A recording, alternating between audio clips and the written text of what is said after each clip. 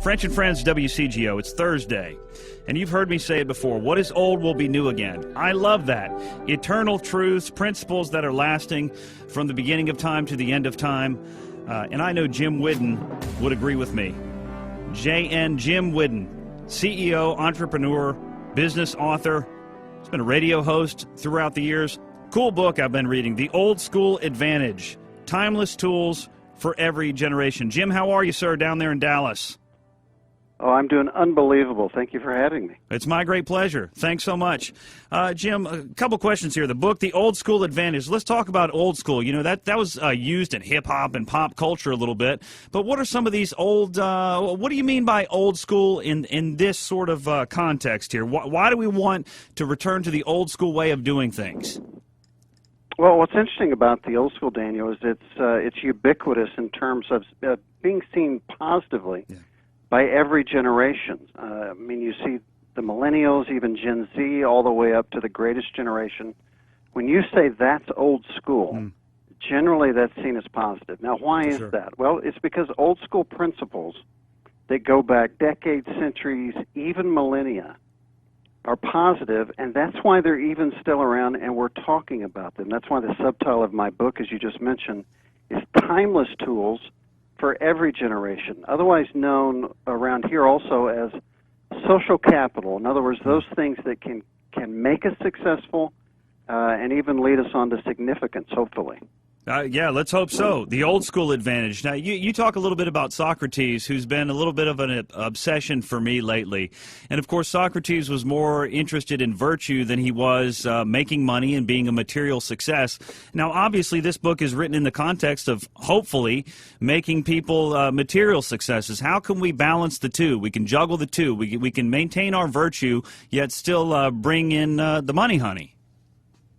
Well, I'm glad you brought up Socrates. I mean, he was all about finding truth, and to your point, he never got paid for an engagement, a speaking engagement. He didn't write anything down.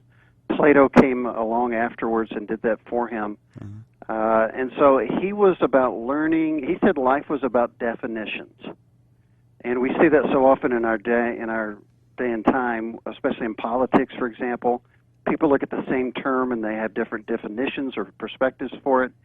So Socrates, he allows us to go to virtues because he was seeking the highest virtue, in my opinion, and that is truth. Now, how do you balance that against making a good living? Well, I think it's easy. Not easy, but certainly should be the way it is, because virtue leads to profitability. You know, there's a misnomer that people that get rich do it because they're greedy and dishonest. Yeah. Well, when's the last time you made money by being greedy and dishonest? I mean, you have to have integrity. That's why people do business with you. Yeah. So I think that's where Socrates comes in. You certainly never made money twice, at least off the same person, if you didn't have integrity. You never have a repeat client. I really am thankful that you write extensively in this book, lamenting the loss of wisdom, especially in the early chapters. I think this is persistently exhibited in the number of older Americans who are forced out of the workplace. And it's no coincidence to me that we have a political system that is rotten. At least we seem to agree that it's rotten. You know, this is party agnostic indictment here. And I point to us sidelining wisdom. It doesn't always come with age, but it quite often comes with age. How can some of our younger readers or listeners to this program tap into wisdom before they get too old to be able to profit from it? You know, it's interesting.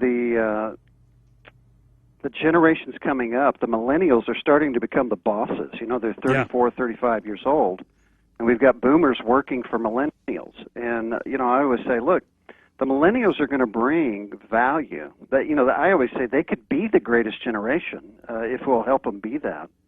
But they're going to bring autonomy. They've got a purpose. They're all about purpose. They've got the technological savvy. They've got the enthusiasm for that.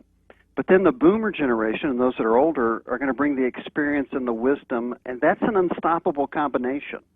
In other words, if you pit the latest techniques and technology with experience and wisdom, then that is where a company is going to excel moving forward. And that's really what the advantage part of the old school advantage is all about. What I'm saying is you go back to the old school principles, bring them forward into this time, and the irony is therein lies the advantage, because people look at those wise concepts as though they're new. And so I loved your quote at the beginning of the interview, that what is old will become new again. That's exactly what's happening in the old school. Cool. Cool. I think that was Jesus. I'm not positive who said it exactly. What is old will be new again. I'm sure there were a number of people who have done it. Let's talk about learning. The difference between how we learn versus what we learn. Which is more important, and how can we make sure we adhere to that? Well, what you learn, John Stuart Mill, a famous writer back in the 1830s from Great Britain, loved America. And he said that if you're not continuously learning new truth, that doesn't mean necessarily new things, but new truth to you, then you're in trouble. And so that's what learning is all about. It's not knowing, because what we know now may or may not be true. It's seeking additional information that will either confirm what we already know, or it will bring new truth to us so that we can move forward even better than we were before. And I think that's what we've lost here. We think we have the truth, and now we're going to circle the wagons and defend that notion, whatever it might be, against all comers. And that's where I think you see the divisions. And what we're trying to do with the old school is to break down those walls, bring back classical argumentation. I don't mean bickering or fighting, right, but I mean stating a point, using logic and reason. That's how societies move forward. That's how our society was built. And so we're just trying to get back to that. When I listened to you answer that question, Jim Whiddon, author of The Old School Advantage, Timeless Tools for Every Generation, I'm really struck by some of the overreactions I'll see between people, but perhaps it's a byproduct of all this technology, but being challenged is such a useful tool for learning and understanding, and I think a lot of times we take umbrage when someone would challenge us. No, I'm right. No, I'm right. It's not about that. It's about questioning what you know or think you know in order to arrive at that truth, correct? You know, that's exactly correct, Daniel. I wrote this book for my 4 children. I've got 4 millennials, not necessarily looking to publish it. I'd written 3 other books on investing, but this one was for my kids. My publisher liked it, and now it's out there, of course.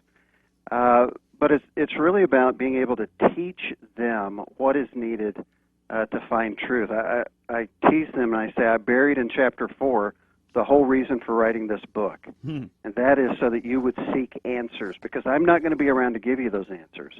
You've got to learn how to find the answers. Because if you just rely on people to give you the answers, then you are putting your life in their hands, their philosophy, whatever they believe. But if you have the ability to seek and find truth yourself, then you'll always be equipped. It's very much like teaching to fish versus giving fish. We don't like to teach to fish anymore. We just like to take our fish and go home. Right. And therein lies some of the problems. Well, one of the parts in a chapter here is indeed remembering things, which is critically important, but you did describe the difference between learning and just remembering, did you not? I mean, if you give someone the answers, okay, they've got it for a time, but they're not using that brain muscle to actually learn. Well, in research, I'm sure you've seen articles in recent times, research is now showing, in other words, we've been doing these electronic rectangles long enough that brain studies are showing that we are losing, generationally, we are losing the ability for deep thinking. And that is where innovation comes from. In other words, you've got to have a bed of knowledge and information that you can draw on. But if it's so shallow because your attention is diffused amongst social media and likes and electronic devices, and not being taught how to learn in school but what to learn, then that piles up on a society and it creates some issues. So imagine this. If that is what is happening in a broad sense across the culture, those young people or those young professionals, or regardless of your age, those folks that will go back to deep reading, to deep learning, to seeking truth, they are going to have an advantage in this generation. That's what I find so ironic, is that these are things that you and I perhaps were taught by our parents and our grandparents, but now they seem like they're new to this generation. Yeah. That's almost flabbergasting to me, the reception I've had because of that, but Jim Whiddon, nonetheless. yeah, Jim Whiddon is our guest. If you want to find out more information, the website, very easy to remember, theoldschool.com. You're talking about technology there. Obviously, we're often misusing it, overusing it. So how do we find that balance so that we can continue deep learning? It's so easy for me to just, okay, well, I'm going to Google it, but I want to actually learn these, whatever I may be seeking, the information on the internet. How do I make sure I'm not misusing and overusing the tools that I have at my disposal? Well, I've told my kids for years that one of the most important hyphens in life is the hyphen between self and discipline. Huh. If you can't create self-discipline in your life, then you're going to really be tossed to and fro by every wind of philosophy that comes down the pike, and I think that's what we're seeing in this generation. So you've got to have some moorings, some foundational beliefs and considerations before you go into the cyber world. Otherwise, again, you're not going to really know what to think.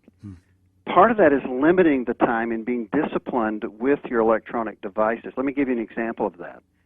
We teach to schools and companies and organizations across the country a concept of using time blocks. And again, this sounds so simple. I'm not a rocket scientist. But the idea was that if you've got an hour to study or you have an hour at work, put all of your electronic devices aside, the email, the text, aside for 50 minutes, 50 minutes. Mm-hmm. Concentrate, because studies have shown us that if you're interrupted, it takes you 8 minutes to get back to the level of concentration you were at before that interruption.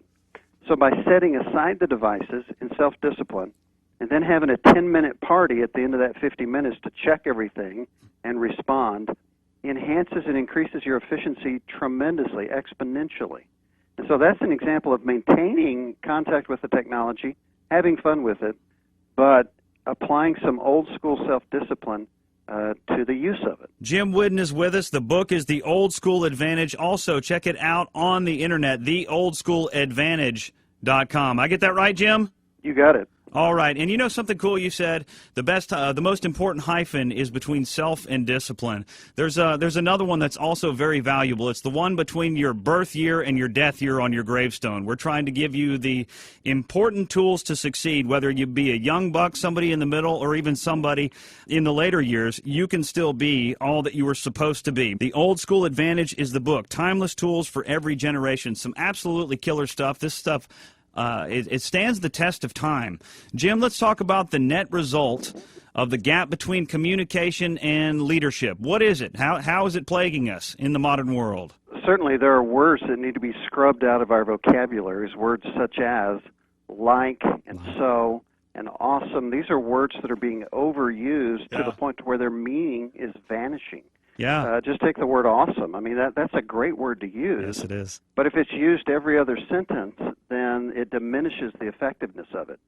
And so in communicating and leadership, we're saying scrub those crutches of words that we all have a hard time with, myself included, and then replace them with words that are universally seen as positive and even profound. So let me give you an example. Instead of awesome, how about using the word exceptional? Mm-hmm. Or extraordinary. Yeah. A young person or professional that will use those words in place of awesome will actually stop down the conversation with an older person because it will be so notable that they're not using the word you thought they were going to use, i.e. awesome. Awesome. Or when you're about to state something, say, first things first.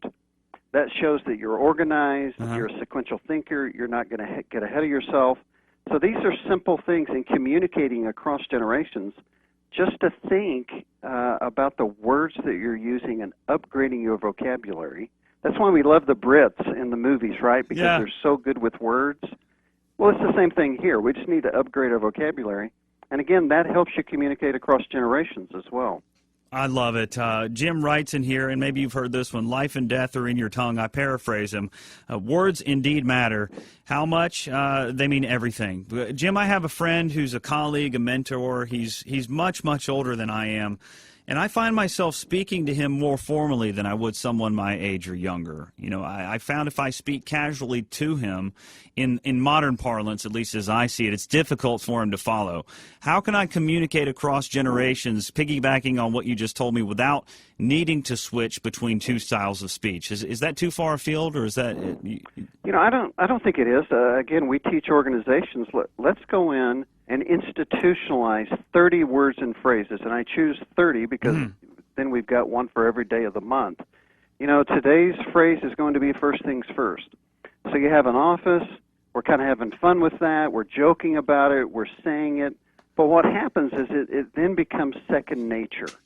And so when you're in front of a client, or you're in an important meeting, or you're talking with a mentee or a mentor, those words come out naturally because you had fun with them, learning them together.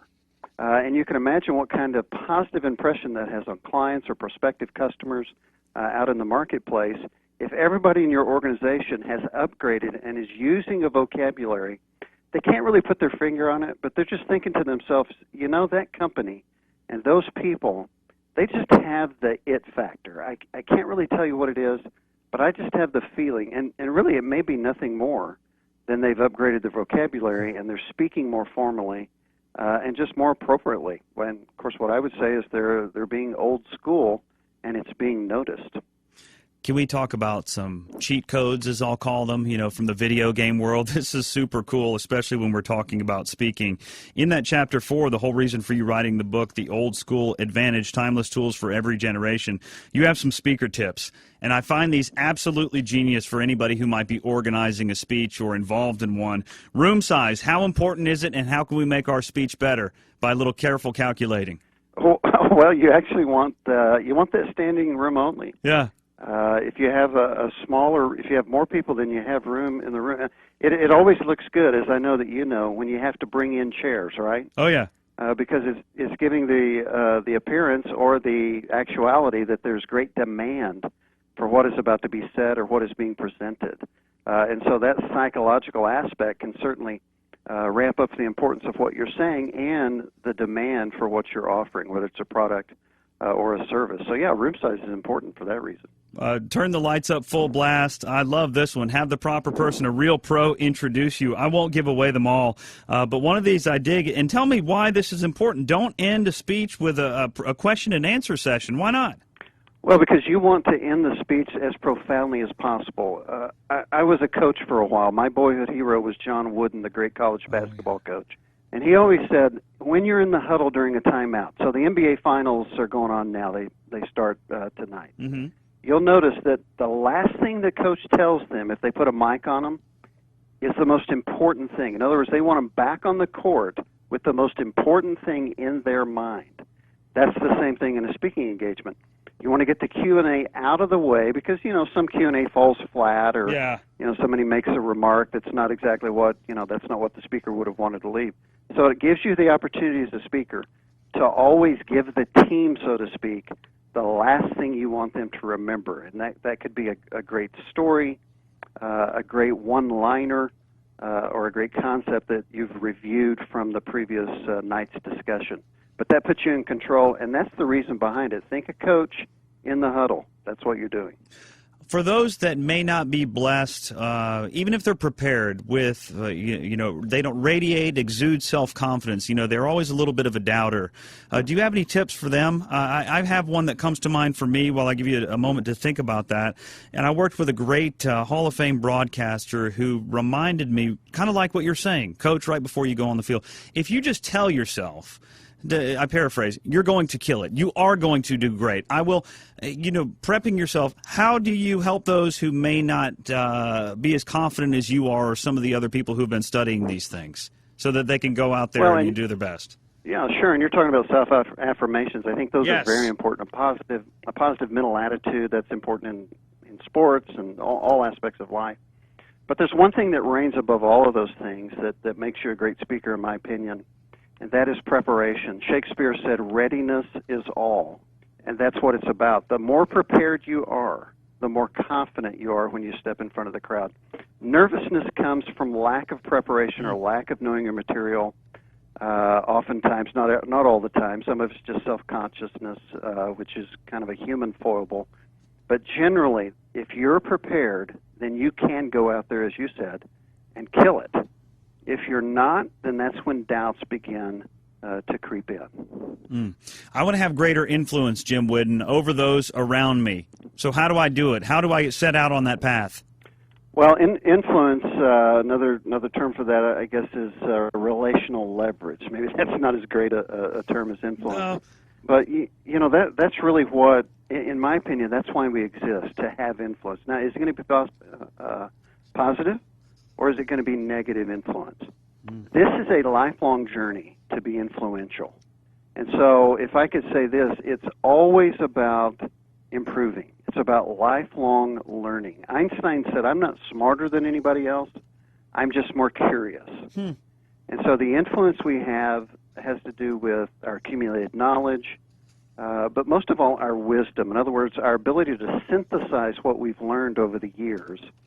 Part of that is calendar. In other words, I'm going to have more experience than my sons or daughters. Oh, yeah. But part of it is the richness of the experience. In other words, who are you surrounding yourself with? Who are your companions? If you want to know who you're going to be in 10 years, look at your friends today. And that all is wrapped up in having the kind of influence that you want to have. And hopefully, again, that's positive. All very good stuff. The old school advantage. Do you recommend college for everyone still? I mean, without being overly critical, you do express some concern about modern education. What about for those that are blessed with great intuition, maybe a lot of learning earlier in life? Would you encourage them to set out upon those dreams or stick with the college first? I don't recommend college for everyone. Now, having said that, all four of my kids are either in college or have graduated. But I think societally we've moved in a direction away from, in other words, we're kind of looking down on some of those jobs that are actually very well paid. I mean, there are auto mechanics. This is crazy. There are auto mechanics in my city, in Dallas, who are making $175,000 a year. And then you've got kids coming out with business management degrees that are, hoping to get $45,000 a year. What's wrong with that picture? And 44%, last time I heard, of kids that start college don't finish.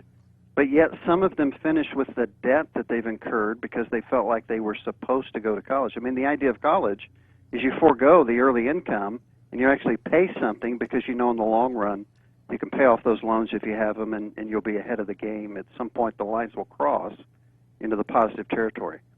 So I think we need to move back in academia to thinking about and bringing back up the a positive aspect of those jobs, welders or plumbers or auto mechanics. I mean, these are people we all need. I mean, do you know how to do plumbing? I don't. No. I can barely change a light bulb. But we need these people, and so we need to raise the stature of those professions so that, I'm with you. We can get more kids interested. Yeah. Jim Whiddon, the smartest person on planet Earth that I know, is a plumber, and most people thought he was like a special needs guy because he was so independent and skipped school so much in high school. He spent his days out in the woods sawing boards and designing his own cabin, which upon his 18th or 19th birthday, he promptly bought 2 acres on the Chattooga River in North Georgia along the North Carolina border and built his own cabin at 19 years old. Now he is head of nursing at in a NICU unit in Atlanta, and everyone wonders, wait, you're smart enough to be the doctor? He said, yes, but I have more FaceTime with my patients this way. So that kind of shows you can come from any background and be absolutely brilliant, and not all things are as advertised. Anyway, he's old school. He can build it himself. Jim Whiddon, I love it. The old school advantage, timeless tools for every generation. It's important. I wish you the best of success, and hope to hear you back on the radio one day. You going to do that again? You never know. Just keep watching. All righty. French and Friends, 1590 All right. WCGO, the old school advantage.